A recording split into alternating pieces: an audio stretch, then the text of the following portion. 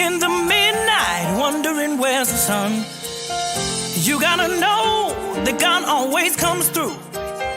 Just get right. At 6 in the a.m.s. Listen, it is your girl, Daniella Coffey. I am the pastor to entrepreneurs and the proud owner of the oldest second-generation restaurant here in Chicago, Illinois.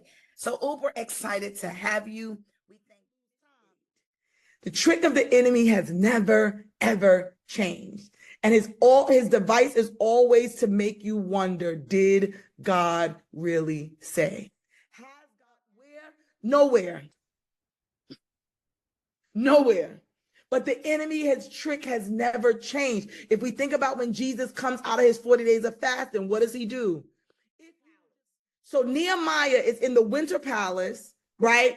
During the month of Chislev, right? And his brother Hananiah comes with some other men from Judah, and he's asking them of consecration. It don't get a pass. Your Instagram can't be naked just because you don't preach on Sundays. There's still a requirement for the standard that you hold in the earth. Action. Verse 11 says, please, Lord, may your ear be attentive to the prayer of your servant and the prayer of your servants who delight to revere your name. And please, before the king. There's some things that we have to make ourselves secondary. Why? Because that's what a real kingdom citizen will do.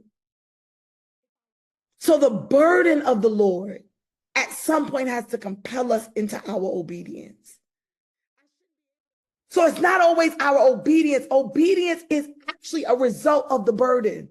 Nehemiah gave him a definite time, and I said to the king, if it pleases the king, let letters be given me for the governors of the provinces beyond the river, so they will allow me to pass through until I come into Judah. And a letter to Asaph, right? Now he's going through his list, and a letter. And the bottom says, if God gave you a word, if he gave you an assignment, if he's giving you a burden, when do we trust his hand enough to walk in the obedience?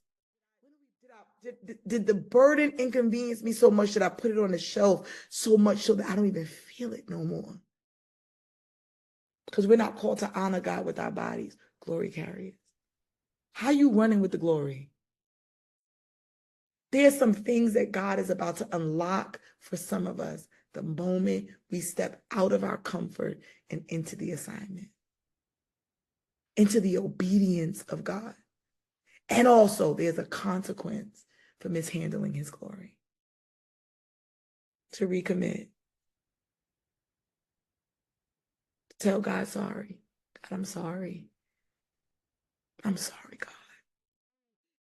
Idea. We remove even the idea that our obedience is optional, that we get to do. We remove the assignment, God. We're asking you right now, God, for those of us that become desensitized to the things that are happening in our environment and in our world around us, God, to resensitize us, God. God, to take us into reign. God, we're asking you, God, to realign us in your will. The steps of a good man are ordered by God. We're asking you to restore us back